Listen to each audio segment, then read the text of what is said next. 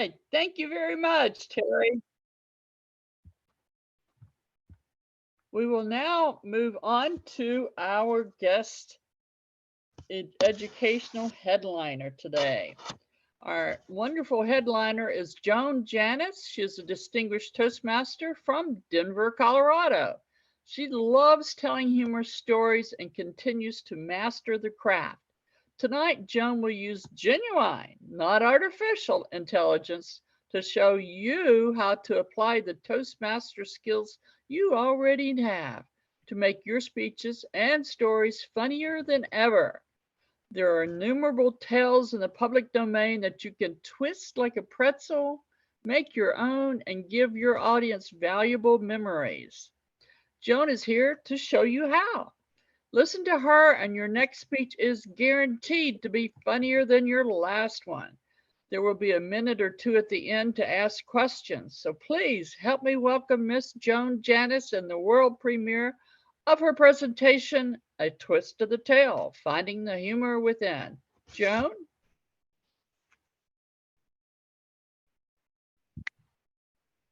Thank you, Charlotte. And thank all of you for being here tonight. You know, stories are always the parts of our speeches that people remember the most. And usually they're the parts that they like the most.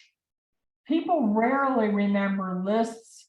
People rarely remember bullet points, but almost always when you tickle their funny bone, they remember.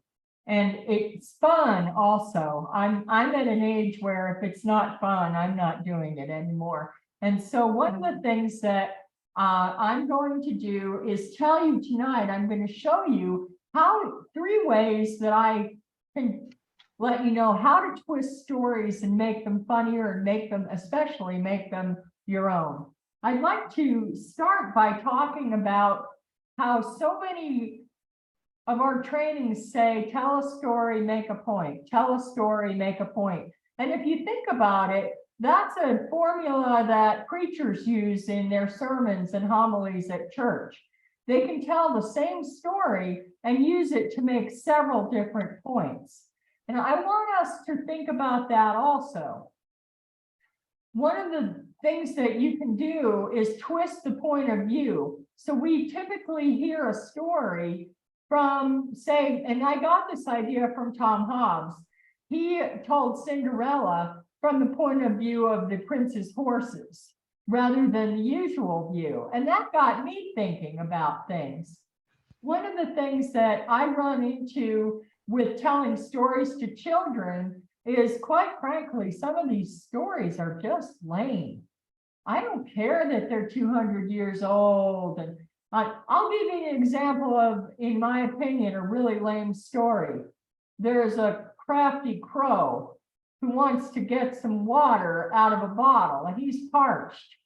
His beak won't reach into the bottle. So the crafty crow adds pebbles into the bottle until the water gets up to where he can drink it. Okay, what are we supposed to learn from this story? Water displacement? I don't think so. Aesop usually taught something else. So I think, oh, that to me is boring. So a crow got some water. What I like to think is, what if we added another character? What if we added a crafty fox who also was parched and thirsty? And what if the 2 of them got into a struggle over the bottle and it fell on the ground? And the point is, if you fight, nobody comes out ahead. Or what if the fox had this brilliant idea for them to pour the bottle of water into a dish and then they could both share it? That's what I think is a much more interesting and fun story than just a crow getting his beak wet. So what I want to do is when you get a story that you think is kind of lame, feel free to pump it up. Feel free to make it your own. Feel free to add some interesting story or some other point of view. One of the stories I like to tell is about the 3 little pigs. And I like to tell it because children, as soon as you say, I'm going to tell you the 3 little pigs, everybody puts their boredom hat on. Oh, I already heard this before. And that's where you as a Toastmaster and you as a member of Find Your Funny really come in, because you can just turn to them and say, you haven't heard my version. And in fact, you have a version that you tell and they are delighted by. In my version of the Three Little Pigs, I bring in the idea of value, because when kids are little, all the things about money goes right by them. In the Three Little Pigs, there's what seems to be the story is one foolish pig builds his house out of straw, another one builds out of sticks, and the third one builds out of stone. Of course, the three pigs, you know what happens. The big bad wolf eats the first two and can't get to the third one. I think about kids don't say, well, why would some fool build out of hay and straw? Because he could not afford house insurance. He could not afford to live in a nice neighborhood. And I could turn this whole story into an Allstate commercial, about protecting your property and everything. You really can make a good point. So that's what I want to tell you. Think creatively about things like that. The second thing is add sound effects. You're a Toastmaster, and so you have been working on vocal variety since you got here. So use that when you're telling stories. It's a great opportunity. You can add sound effects. You can add hoofbeats. You can add things like this when the horse is running down the street. You can, when the car goes down the street, you can watch it go by and go, that kind of thing. So you add vocal variety to your telling. And then one of the things that people don't always remember in vocal variety is word choice, because word choice is part of it. Now, look, think about this. Think about a church mouse that lives under the cathedral at St. Paul's in London. Sebastian. This mouse is named Sebastian. Very, very different than that suburban mouse named Jerry that gets chased around by the cat. Sebastian is a dignified mouse.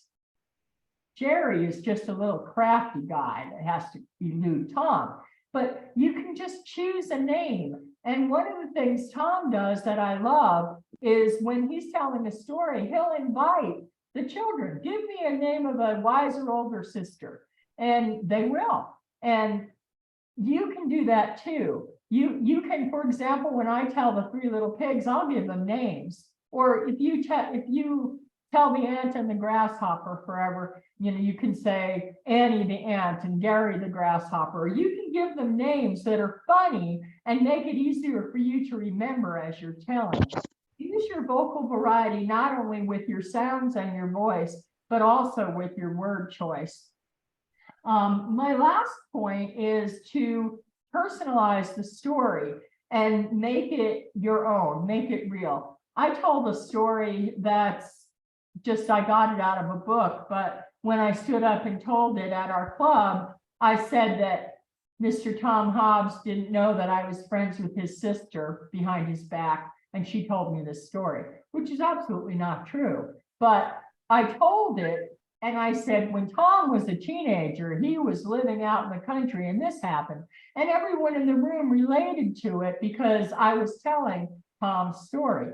They knew it wasn't true. I knew it wasn't true. We all tell stories that aren't true, especially our politicians. Have you noticed? But we go right on ahead, don't we? And that's what I want you to do is when you're telling a story, you might just turn and say, now, Terry, I saw this lady at the end of the bar last week, and you wouldn't believe what she did. And then you just launch into a story, and it might be several paragraphs in before you realize that she is, your legs being pulled, and she's not a real lady that sat at the end of the bar last week at all. But it starts out that way. And so what you want to do is put people in characters. Also, I sometimes, if I'm telling a story to the children at school, if it's a family of mice, I might set them right outside the school. They live in the field right outside the school. You might see these mice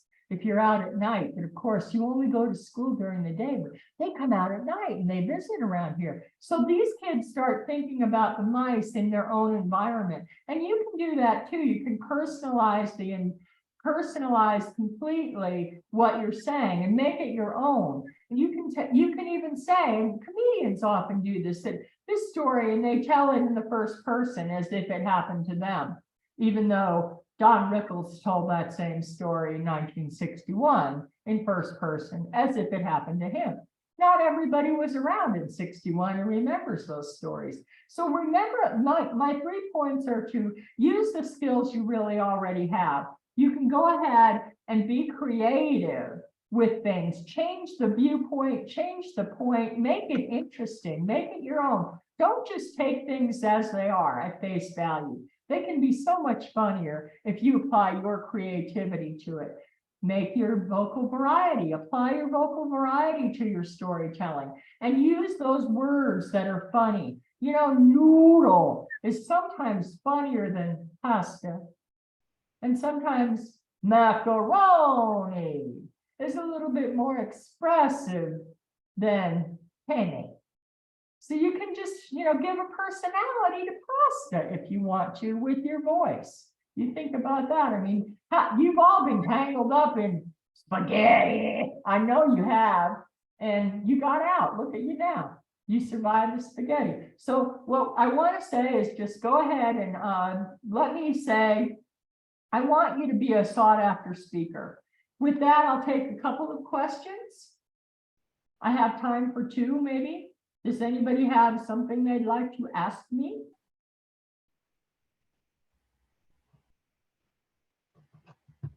I'll take that as a. Sure. We're thinking. I have a question. Great. This is Kennedy. How would you demarcate when your facts and opinions are true, and when would you exaggerate or over personalize?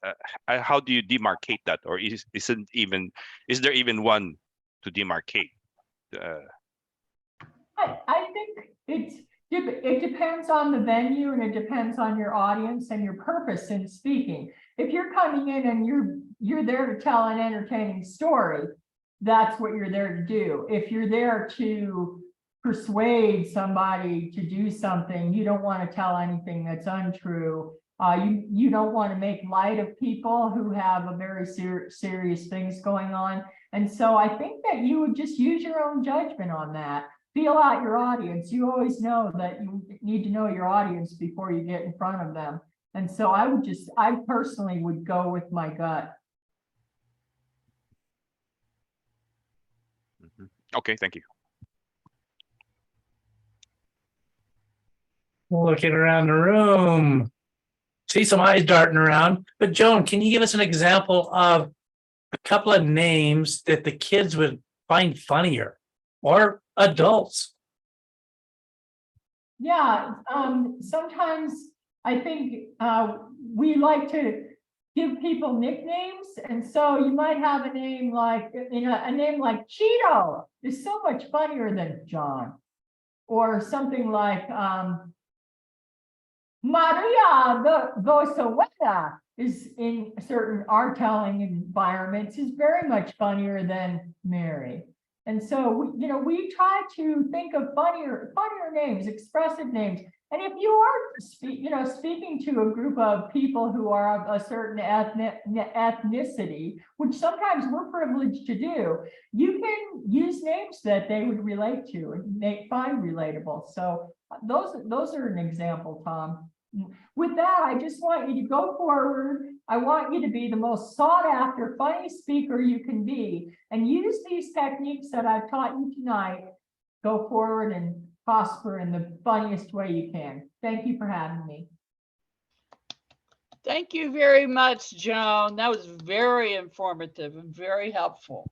And maybe we can use some of those tips starting tonight when we do our improv session. At this point, we're needing a facilitator. for the speech evaluations for speaker number 1 and number 2. Koki Kubo is